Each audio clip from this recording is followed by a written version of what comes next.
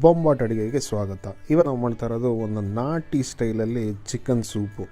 ಕೆಮ್ಮು ನೆಗಡಿ ಜ್ವರ ಅಂತ ಏನು ಬರೋದು ಬೇಡ ಬಿಡಿ, ಬಂದ್ರೂ ಬರದೇ ಇದ್ರೂ ಈ ಥರ ಒಂದು ನಾಟಿ ಸ್ಟೈಲ್ ಚಿಕನ್ ಸೂಪ್ ಅಂತೂ ಎವ್ರಿ ಸಂಡೇ ಬೇಕಂದರೆ ಮಾಡ್ಕೊಂಡು ಕುಡಿಬೋದು. ಬನ್ನಿ ಈ ನಾಟಿ ಸ್ಟೈಲ್ ಸೂಪನ್ನ ಮಾಡೋದು ಹೇಗೆ ಅಂತ ನೋಡೋಣ. ಕುಕ್ಕರಲ್ಲಿ 1 ಟೀ ಸ್ಪೂನಷ್ಟು ಎಣ್ಣೆ ಹಾಕೊಳ್ಳೋಣ.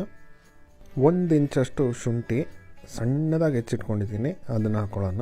ಇದರಲ್ಲಿ ಒಂದು ಜ್ಞಾಪಕ ಇಟ್ಕೊಳ್ಳೋದೇನೆಂದರೆ ಸಣ್ಣದಾಗಿ ಹೆಚ್ಚಬೇಕೆಲ್ಲನೂ. ಒಂದು ಚಿಕ್ಕ ಸೈಜ್ ಬೆಳ್ಳುಳ್ಳಿ ಸಿಪ್ಪೆ ಸುಲ್ಕೊಂಡು ಸಣ್ಣದಾಗಿ ಹೆಚ್ಚಿಟ್ಕೊಂಡಿದ್ದೆ, ಅದನ್ನು ಹಾಕೊಳ್ಳೋಣ. ಒಂದು ಚಿಕ್ಕ ಈರುಳ್ಳಿ ಅದು ಸಣ್ಣದಾಗಿ ಹೆಚ್ಚಿಟ್ಕೊಂಡಿದ್ದೆ, ಅದನ್ನು ಹಾಕೊಳ್ತಾ ಇದ್ದೀನಿ.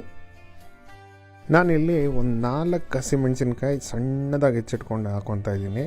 ನಿಮಗೆ ಖಾರಕ್ಕೆ ಅನುಕೂಲವಾಗಿ ಹಾಕ್ಕೋಬೋದು. ಯಾಕಂದರೆ ಕೆಲವು ಹಸಿಮೆಣಸಿನ್ಕಾಯಿ ತುಂಬ ಖಾರ ಬರುತ್ತೆ, ಕೆಲವು ಹಸಿಮೆಣಸಿನ್ಕಾಯಿಗಳು ಖಾರನೇ ಇರೋದಿಲ್ಲ. ಸೊ ಅದನ್ನು ನೋಡಿಕೊಂಡು ನಿಮಗೆ ಖಾರಕ್ಕೆ ಅನುಕೂಲವಾಗಿ ಹಾಕ್ಕೊಳ್ಳಿ. ಚೆನ್ನಾಗಿ ಈ ಹಸಿ ವಾಸನೆ ಹೋಗೋವರೆಗೂ ಇದನ್ನು ಇದೇ ಥರ ಫ್ರೈ ಮಾಡ್ಕೋಬೇಕು. ಇದು ತುಂಬ ಇಂಪಾರ್ಟೆಂಟ್ ಸ್ಟೆಪ್. ಇದು 3-4 ನಿಮಿಷ ಮೀಡಿಯಮ್ ಫ್ಲೇಮಲ್ಲಿ ಚೆನ್ನಾಗಿ ಫ್ರೈ ಮಾಡ್ಕೊಂಡಾದ್ಮೇಲೆ ಇದಕ್ಕೆ 150 - 200 ಗ್ರಾಮಷ್ಟು ಚಿಕನ್ನ ಹಾಕೊಳ್ಳೋಣ. ಇದು ವಿತ್ ಬೋನ್ ತೊಗೊಂಡಿದ್ದೀನಿ. ಏನಂದರೆ ವಿತ್ ಬೋನ್ ತೊಗೊಳ್ಳೋದ್ರಲ್ಲಿ ಆ ಬೋನ್ ಸೂಪು ಆಚೆ ಬರುತ್ತೆ, ತುಂಬ ಚೆನ್ನಾಗಿರುತ್ತೆ ಚಿಕನ್ ಸೂಪು. 1/4 ಟೀ ಸ್ಪೂನ್ ಅರಿಶಿಣದ ಪುಡಿ, ಸ್ವಲ್ಪ ಚಿಕನ್ಗೆ ಬೇಕಾಗಿರೋ ಅಷ್ಟು ಉಪ್ಪು ಹಾಕ್ಕೊಳ್ಳೋಣ.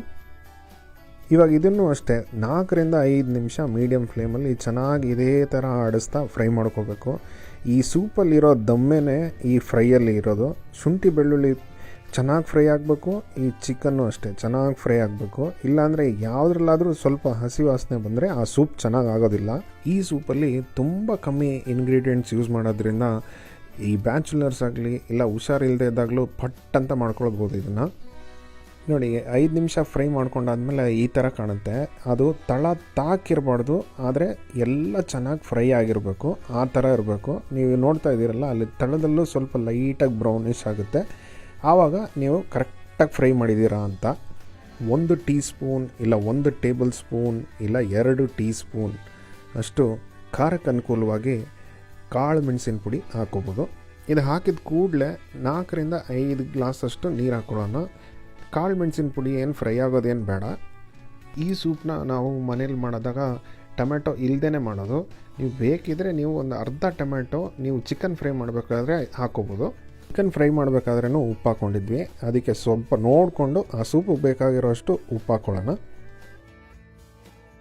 ಚೆನ್ನಾಗಿ ಒಂದ್ಸಲ ಮಿಕ್ಸ್ ಮಾಡಿಕೊಂಡು 4 - 5 ವಿಸಿಲ್ ತೆಗಿಯೋಣ. ಇದನ್ನು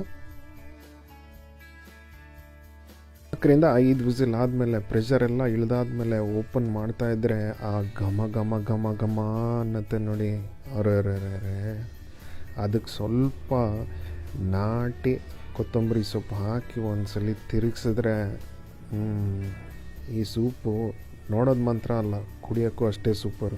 until next time, Bombat Aduge signing off. See you in another great video. Bye bye.